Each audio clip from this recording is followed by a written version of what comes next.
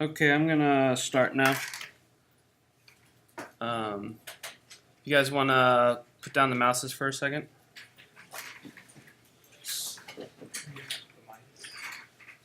The mices.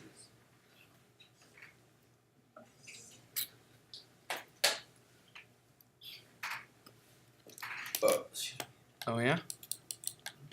So let's pretend that this face is an orc face. It doesn't necessarily look like an orc face, but we're gonna have to use our imagination because I too am in that same boat of creating my file in 2017 and not being able to open it up. So I don't know if you guys have experimented with the paint tools in the lower left-hand corner. A lot of these are pretty descriptive.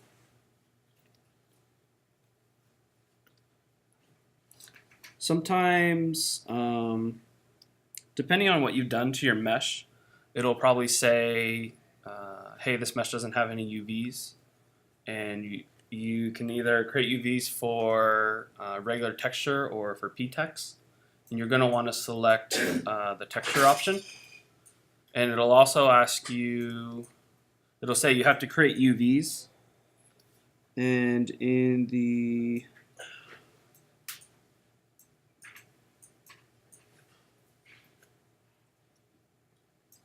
UVs and maps, under create UVs, if the mesh doesn't have it, you won't get this pop-up. But I could replace existing UV since it already has it. It'll ask me how many UV tiles to create. I found that if I just put 4, it put a pretty good result. And essentially that's just looking at, like if you had teeth, it would cut off the teeth and make that into its own shell. The head would be its own shell. Maybe the ears would be its own shell. So experiment, I would just start putting 4 right here. Is that how you get some of the seams? Like the seams between the neck and the head for some textures? Yeah, so if you put in let's say you put in 2 shells and it was just a head, and Mudbox decided to cut along underneath the head to where the neck is. If you're painting in Mudbox, you may not necessarily see a seam, but if you're painting in Photoshop and you're not able to match those 2 shells together, then you would see a lip. So Mudbox is nice because you're directly painting on the model, whereas in Maya, if you're looking at the shell and bringing it into Photoshop, you're only painting on like a 2D surface. You're kind of judging how the 2 shells will be connected together and how they'll look. So now this, oh, looks crazy. So I put 4 shells, but it looks like it did a lot of shells. So it did each face individually, which is fine because we're not necessarily going to be taking this out of Mudbox.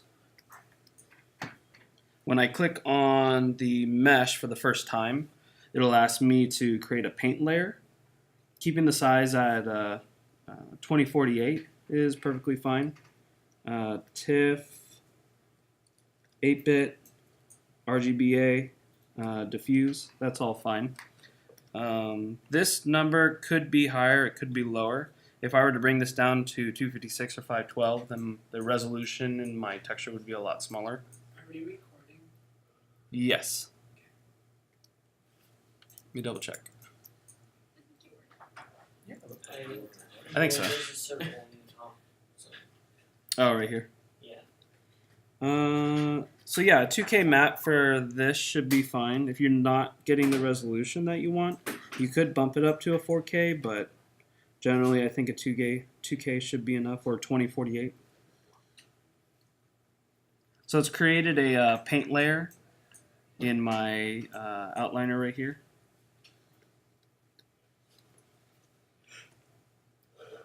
Whoa. Tattoo. Yeah, so now you can come in and paint on the model. If I go to the right hand side right here, I could potentially keep this open. It does take up a little bit of screen space. But I can come in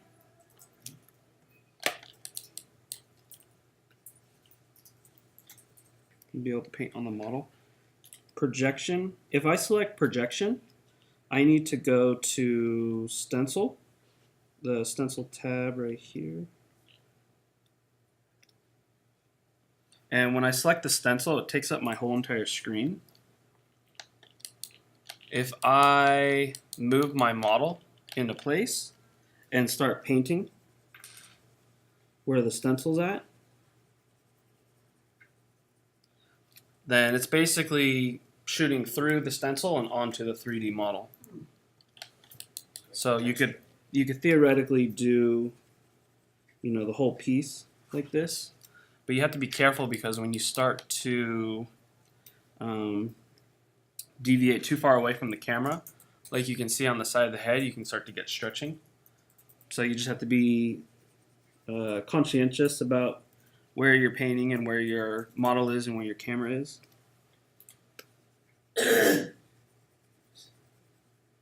This is great for if you're doing, if you have some reference like human anatomy face or an image that you found online. If you've been modeling from that, you could bring an image into here and then be able to projection map that photo onto your 3D model and start using that as kind of like your base color and start working from there.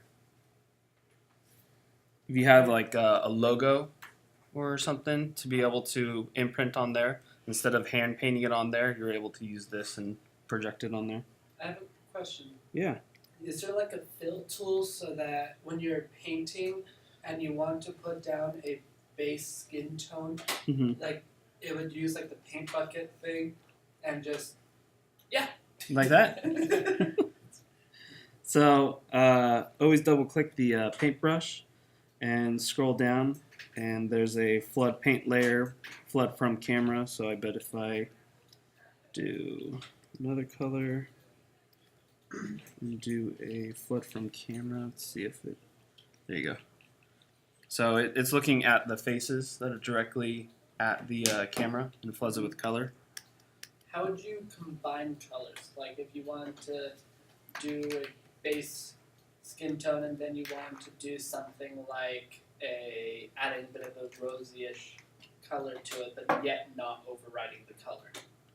So you would adjust strength. So if I came in here and I switched it to back to a red and lowered the strength of the brush and then made my brush a little bit bigger.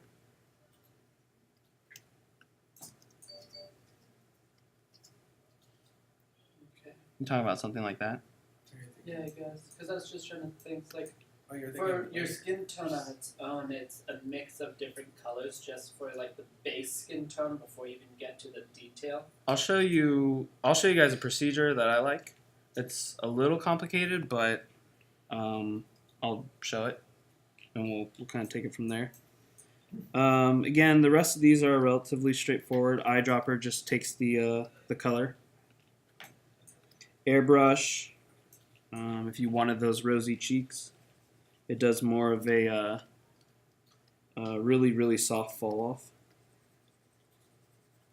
So you can create like really subtle buildup. Pencil is just a really fine line.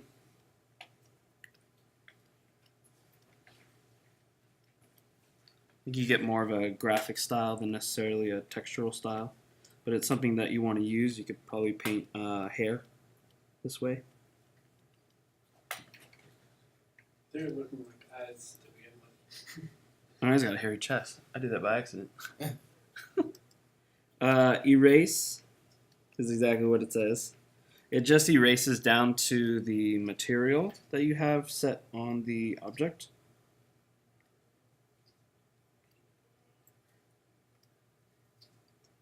Clone. When I first click clone, you'll also get kind of these little menus that tell you exactly how to use them. This one says hold down control, so it works exactly like Photoshop, where when I hit control and I tap on an area and I start painting in another area, then it clones from one location to the next. Dry brush, just as this little icon suggests, if I go back to my sculpting, Let me add some tessellation.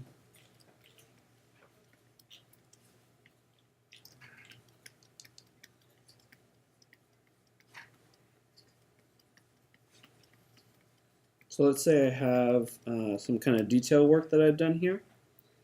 If I come to the dry brush option, it should just hit the tops.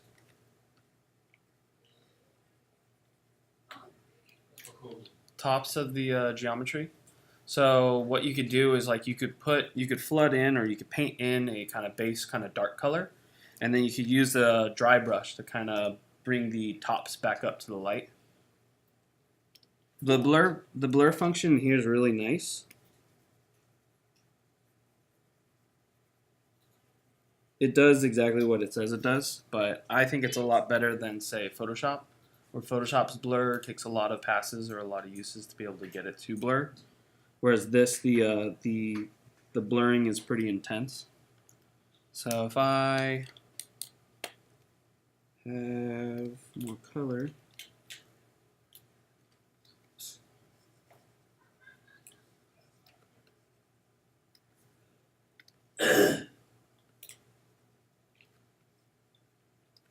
you come back with the blur tool, and I can adjust the strength of it and adjust the size of it.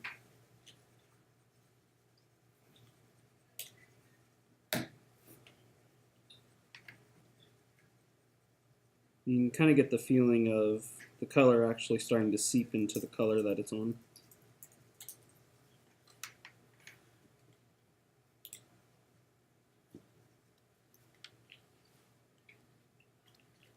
How many people are familiar with Photoshop? Have you used Photoshop before? Pretty much everybody. So dodge just brightens the selected area, pulls it up, and then burn darkens the selected color. Huh? The contrast brush, I don't know. You kind of get some mixed results with it. It just essentially what it does is just pumps up the contrast in the color. But I personally like to just kind of stick with the paintbrush, airbrush, and maybe the projection brush, and maybe a little bit of the dry brush, because I like to be able to just put down the color that I want instead of, say, using all these other options like invert, hue and saturation, hue. So all these brushes are cool, but they augment the color. They can tend to augment the color in ways that you probably aren't anticipating. So I like to stick with just the paintbrush, and then just go in and very specifically paint in the color.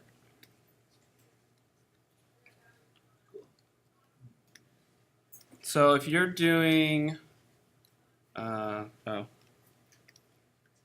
then also stamps, any type of stamp that you pick will also be attached to the color. So if you wanted like a more rough stroke as opposed to a smooth kind of round brush stroke, you can pick it up here. These are looking like tribal touches. I know the way I'm putting them on. Tribal war paint. So let's see. If there's already a color to the stamp, will it affect the color, or will it just make it grayscale? Let's find out. I think what it does is it takes the green and it puts it on the highs of the texture, but then it kind of retains the darkness of the texture. So you could probably almost look at it as almost like a black and white map, and wherever the high values are is where the color gets swapped in, and where the dark colors are, it turns a bit to black. So if I select this kind of veiny looking texture, I can go into my stamp spacing, and I can pull up the spacing so that they're not so close to each other.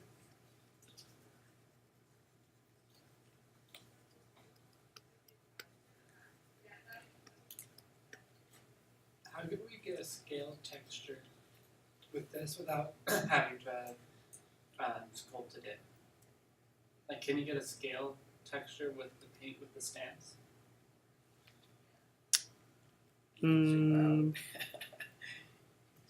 Let's try.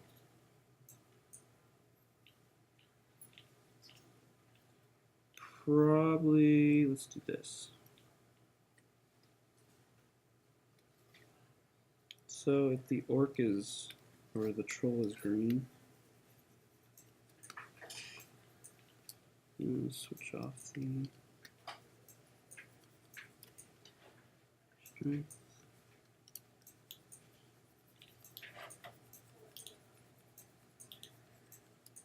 So that is his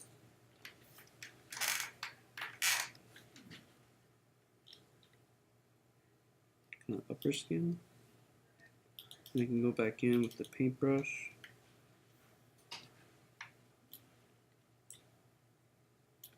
Experiment with some of these stamps.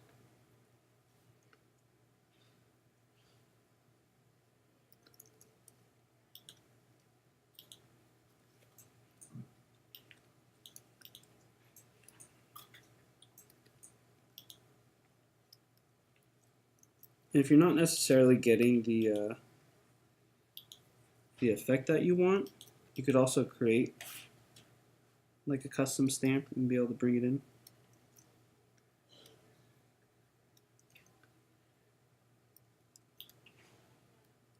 You could do something like that. That is cool. No, I just did 2 colors. If you came in and, you know, put a little bit more time into this green texture, you can come back in with this this kind of scaling effect.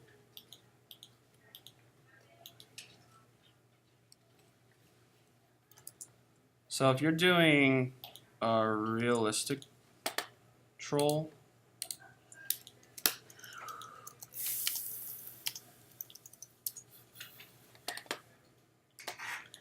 there's this really weird method which actually works pretty good.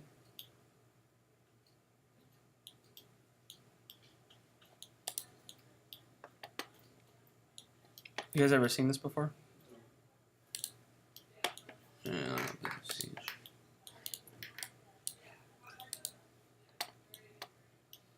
So, like what you were asking about, trying to get the kind of minutia in the color. Essentially, what he's doing is he paints in 3 different colors. Red is blood, yellow is bone, and blue is oxygen deprived blood. So if I study this image and I see like, hey, there's yellow on the bone, there's blue in areas where there are strong cavities. Oh, and then green is you could say facial hair, or where facial hair would come through. But you can see where the more bony structures are. He's painted in yellow, but for the most part, he's painted in red, where you'd see like blood. And then he has a combination of green and blues and yellows, or primarily greens to kind of distinguish the beard location. So if I come in here,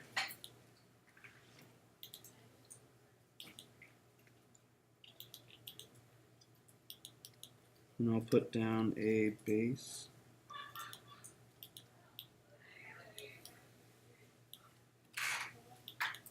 And if I use that same technique from before by going to my stamp and selecting this stamp, and then adjusting my stamp spacing, I'll paint in my blood first.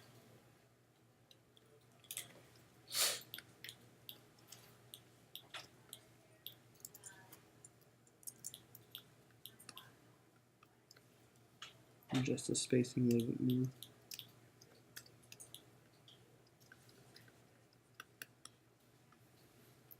And this doesn't have to look pretty because it's going to primarily be covered up.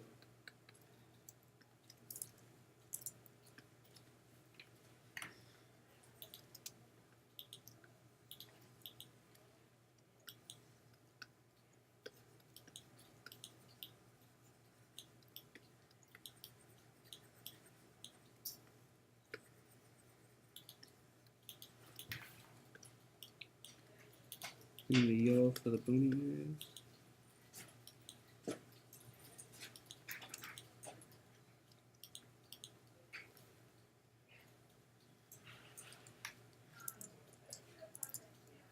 Bridge in the nose. Blues.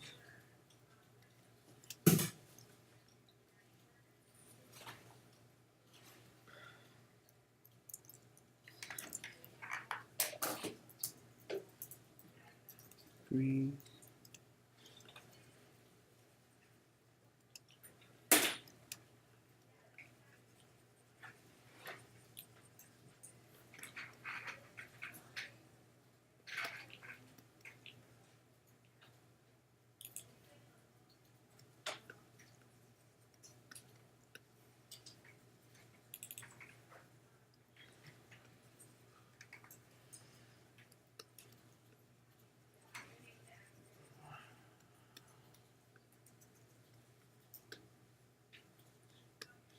There's more bone. Down here. Blue. Back to blue.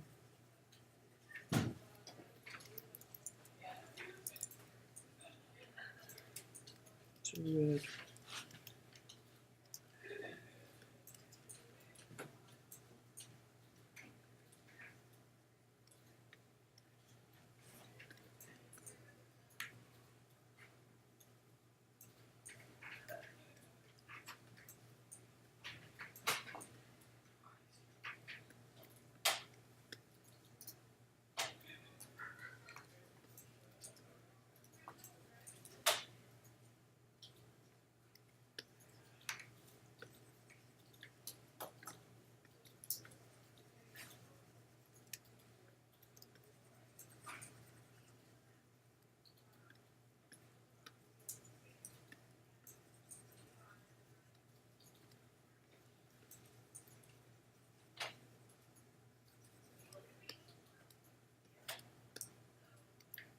Isn't he looking great? It's that clown.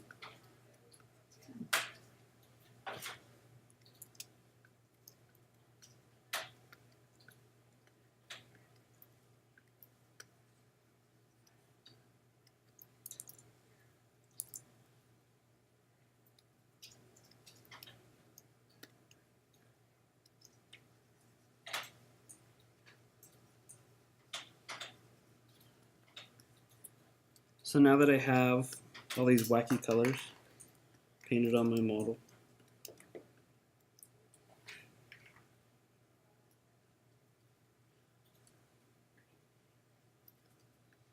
I can come back with, turn off my stamp, get more of a fleshy color, and then come back in and just start very lightly bringing back the skin tone color.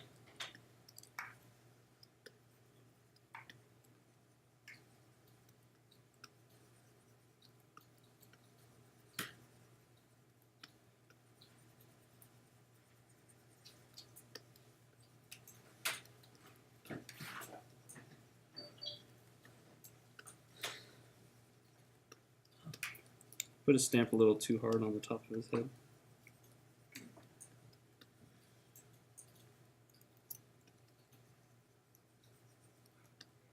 Could also come back and, so I'm not necessarily using one color, change my color so it's shifting a little bit into the red.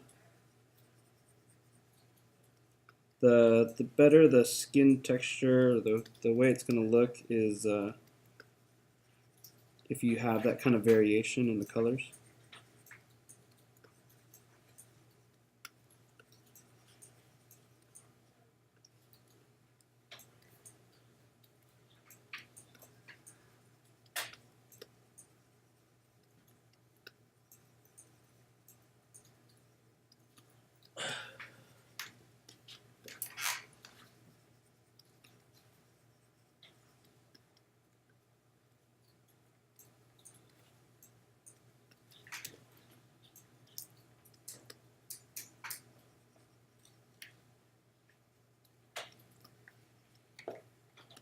hit some of the deep areas, a little bit darker color to kind of push the forms.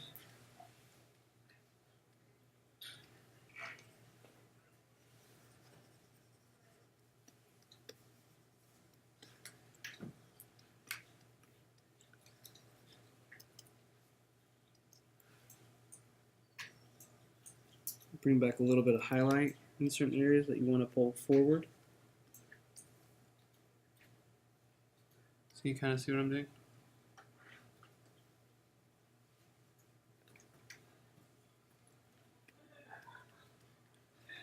So if you just start layering in those colors, then it'll give the illusion of bone underneath skin or hair underneath skin.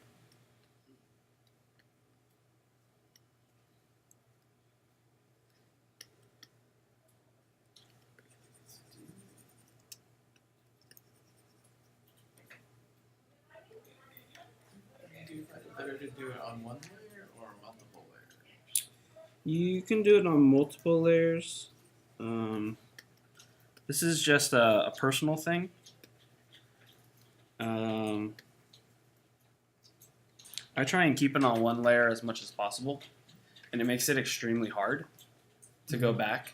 But what I've found over the years is that if you try and keep it to one layer as long as possible, you kind of put in accidents or you put in these colors that you may not necessarily like. But if you can learn to work with it, then it can bring a certain uniqueness and character to the piece. I mean, if you think about it, a lot of traditional artists will work in acrylic or oils, and they don't necessarily have layers. They put down a color, they could wipe it off, but I would say some of the stronger ones would say, like, if they are even slightly off, they just work it into their painting. So I kind of like that approach, just to be able to you have the potential, you have a more of a potentiality of getting those kind of happy accidents. But it's up to you if you wanted to like if you wanted the capillaries and the blood and the bone and the hair to be underneath, and then you're doing this color above it, and then it'll allow you to modify both of them.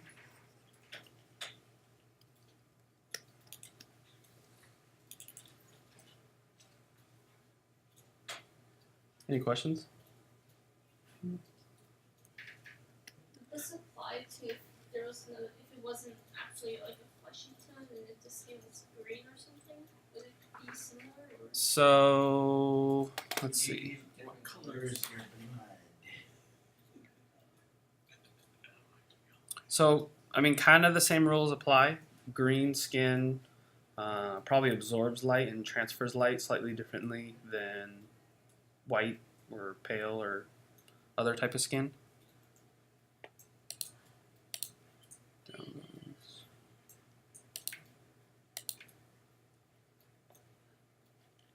Oh, there's no more trolls on here. And I'll post this up on the thread up here.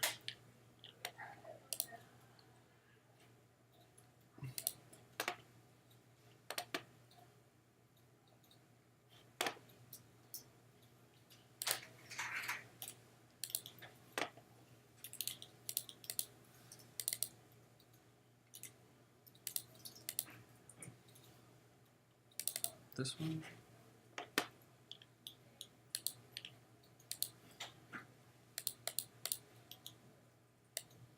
So you have the option to either directly look at the reference, or if you wanted to pull other reference, like if you like a certain colors or a certain texture on another troll or another monster that you want to bring to this assignment, that's perfectly fine. If you wanted to 100% replicate this kind of color and this color scheme, that's perfectly fine too.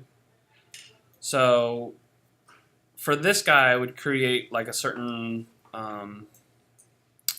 color language. So he's a little more on the reptilian side. So if he's a little more on the reptilian side, I could probably classify his blood as blue. And his extremities, as they come to the ends, they start to get a little more blue. So I could probably say, like, okay, bony things are yellow, blood is blue, but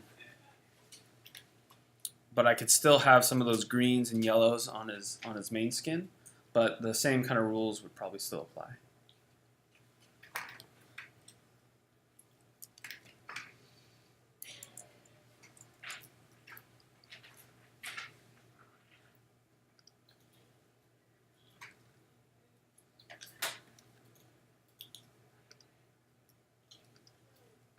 So I'll make a second paint layer.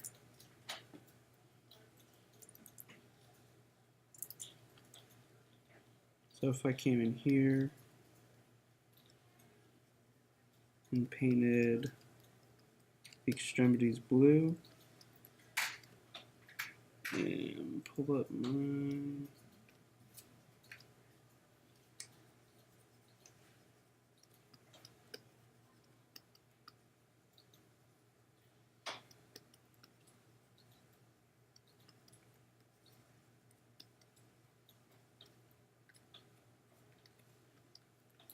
Yellow would still be bone. Let's see.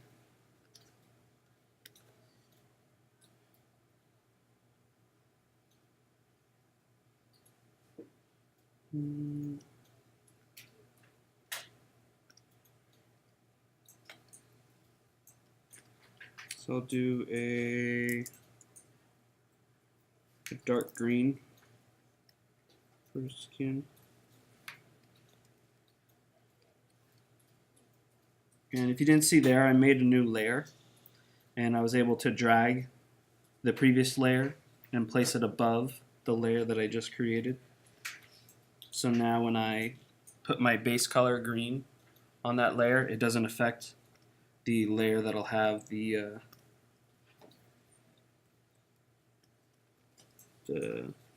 blood and the capillaries.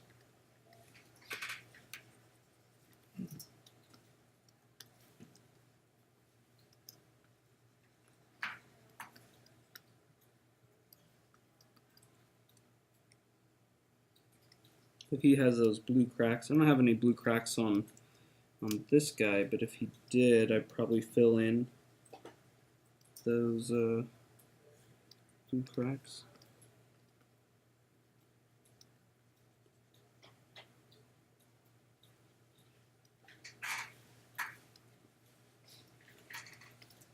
Turn off my stencil.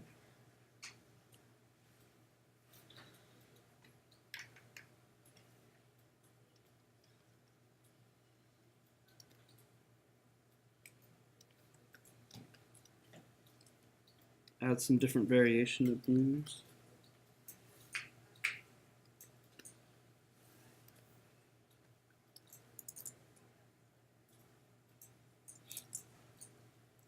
Its eye socket is pretty blue.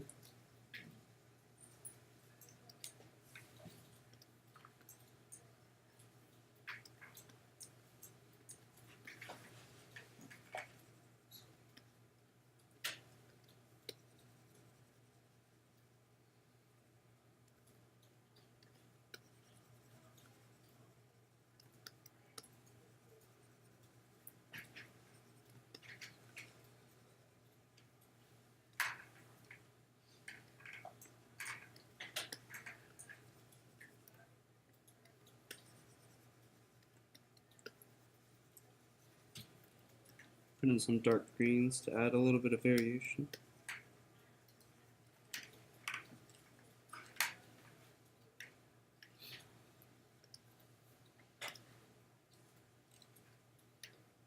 And then I'll use that method I was talking about before, just having a second layer. I'll turn off my alpha, and it's more of a blue-green.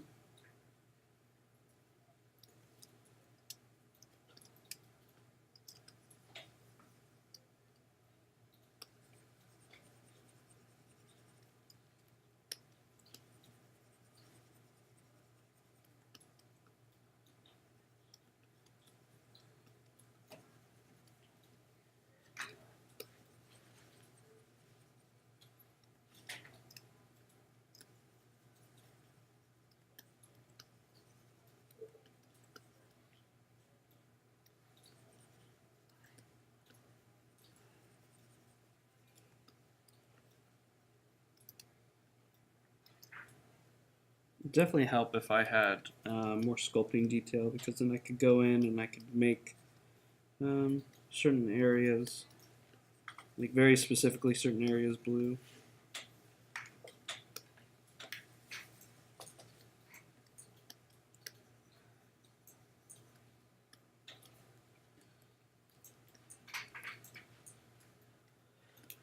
And then once you've established that base, you can come in and try and pull back some of those colors.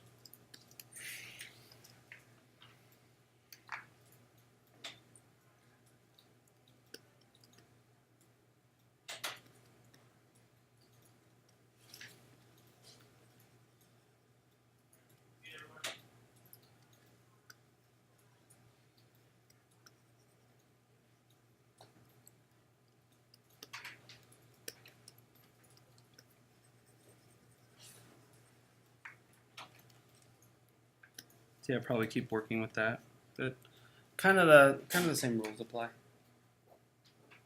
You could, the other option, instead of creating that base and then kind of airbrushing over, you could just go in and just straight paint the color in and then just start working with the color. I'll show you another. How many art classes do you take before this class regularly?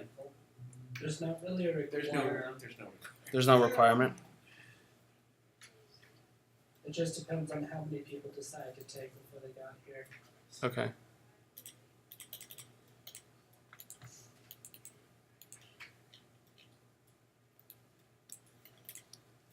So I'll teach you guys like a color theory that I'm still using today. It doesn't necessarily work all the time, but it's a good thing to always have.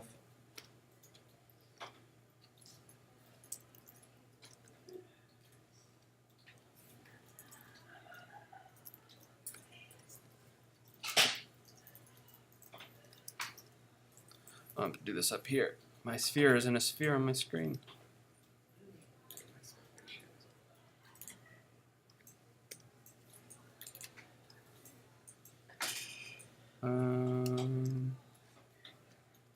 Big enough. Hard.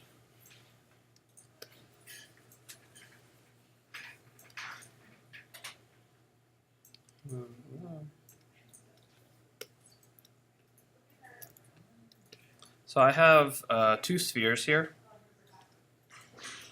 and usually what people will do is if they wanted to create the feeling of light on the sphere, is that they'll take their base color and they'll make it brighter.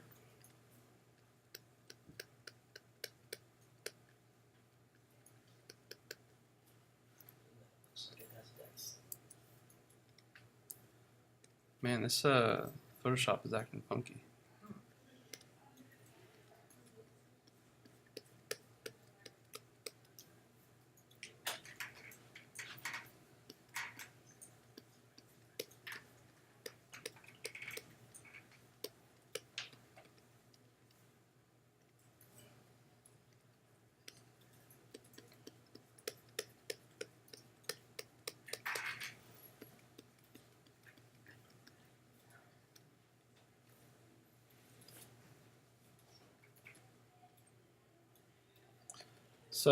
So I painted this sphere here, and the colors are going to look drastically different on the projection, but I'll post it up on the thread too. So essentially, usually what people do is they'll take their base color and they'll move their color up and down. They'll say, oh, I want it brighter red, so they'll bring it brighter up the square here, or oh, I want it darker, so they'll bring it straight down. But in actuality, what you want to do is if you take your base color, select your base color, go to your colors, imagine that your color, your base color is here. Imagine that there is an imaginary arc that comes off this color. So instead of me directly selecting the color underneath it, select the color off to the side of it. Stuff that is dark will usually be more saturated than stuff that is being lit up.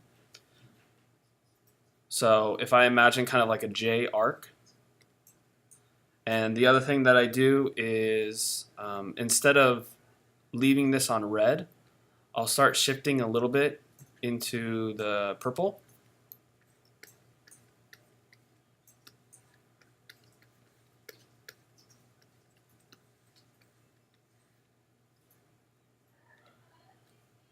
And again, if I want to go darker, then I'll pull it more to the saturated side.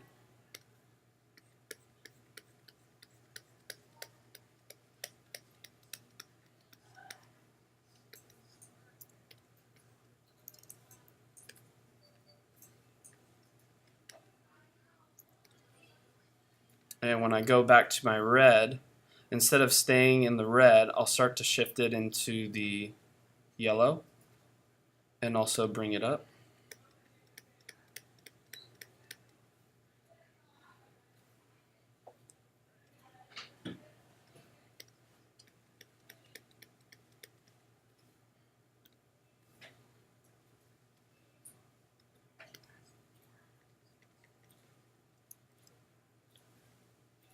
So it's a little more visible on my screen, but essentially what you're doing is instead of a color where it feels very flat and your shadows feel just black, you start to bring more color dimension into the shadows, and you bring more color dimension into the highlights. So if you have this kind of same philosophy, like when you're painting, say, something green, you would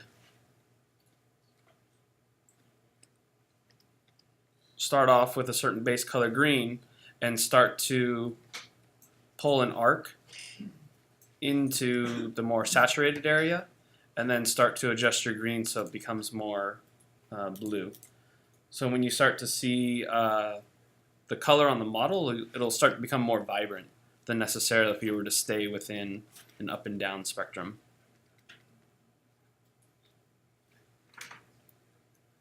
Does that make sense? So warm, cool shadows, warm lights, basically. A little more than that. Well, lighting can change anything. Yeah. So I think how I look at it as is, let's see.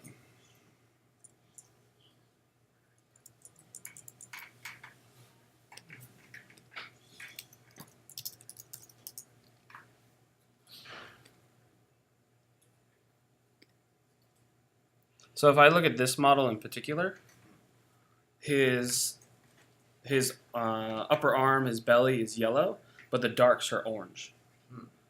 So if I were to come in and just, instead of doing orange for the darkened areas, if I just did a darker yellow, the overall feeling of that character would feel very flat. But because you're jumping between colors inside the spectrum, it starts to create a lot of, it makes the piece feel a lot more alive. And this one too, if you look at the arm, it's more of a lighter blue, but as it comes into the dark, it becomes more of a purple. So I can grab it. Can't grab it.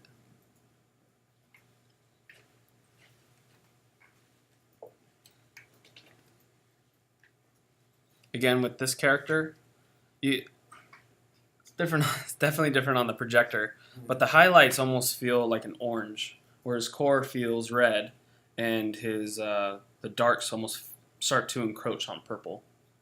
So if you're always messing around with color, if you're always putting in color in areas that you may not necessarily have thought of, it could start to create happy accidents. It could start to make the piece feel a lot more alive than if it was just straight red or straight green or straight yellow.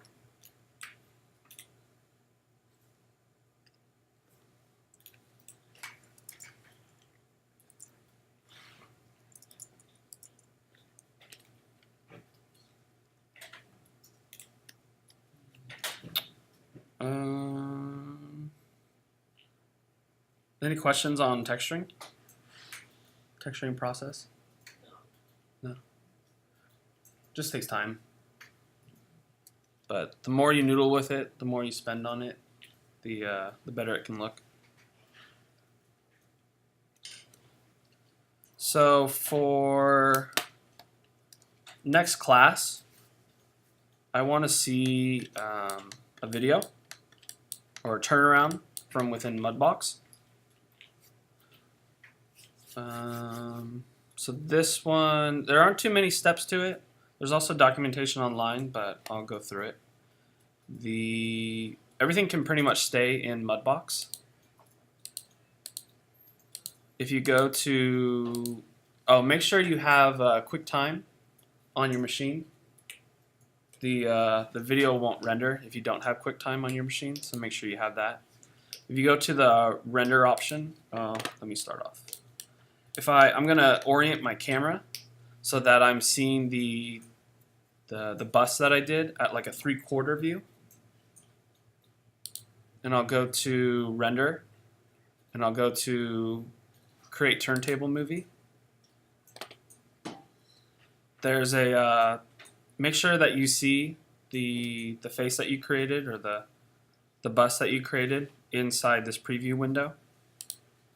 If you click on the drop down right here, you get a lot of standard video sizes. For this, I'd like to see 720 by 480. If you have extra time and you wanted to get more of a high res video, you could pick 1920 by 1080. But for this, I'm looking for 720 by 480. So playback should be 24 frames a second. If it's 24 frames a second and I put 240 frames, that means my turntable is going to be 10 seconds long. The minimum I'd like to see is 10 seconds. The max I'd like to see is maybe 12 or 15 seconds. And then turn on anti-aliasing and hit create. It'll ask you where you want to save it. I'll go to documents.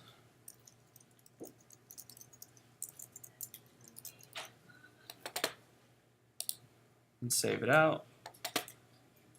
And you just gotta wait for it to do its thing.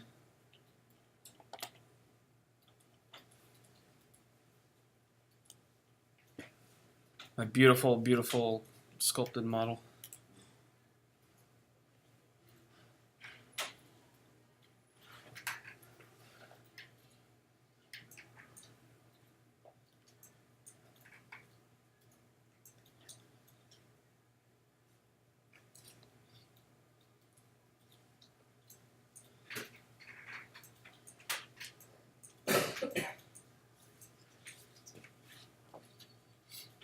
I turned on anti-aliasing, so it's going to take a little bit longer, but it does make the video look a bit better, primarily around the edges of the model.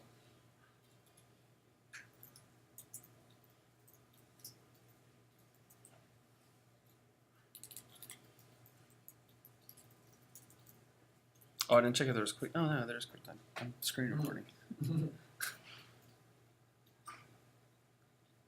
Recording it already. I know. And there's my beautiful model. So you see 10 seconds is pretty long. I don't think I'd want it any longer than that. If you guys haven't used QuickTime before, make sure you hit, I believe it's Command L, which loops the video. So now the video is on continuous loop. I'll pause it, scrub the video all the way back to the beginning, and see what happens if I hit save. See how big the file is.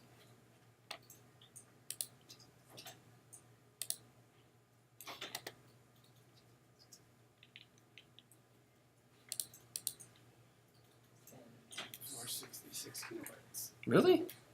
That's not right.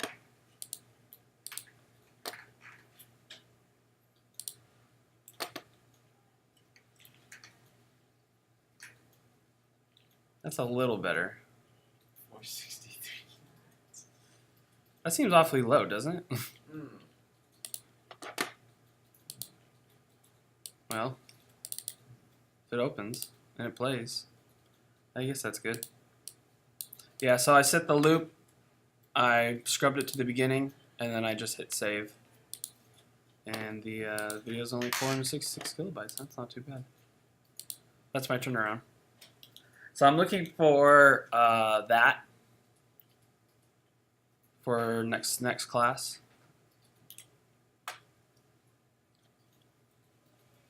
Any questions? No.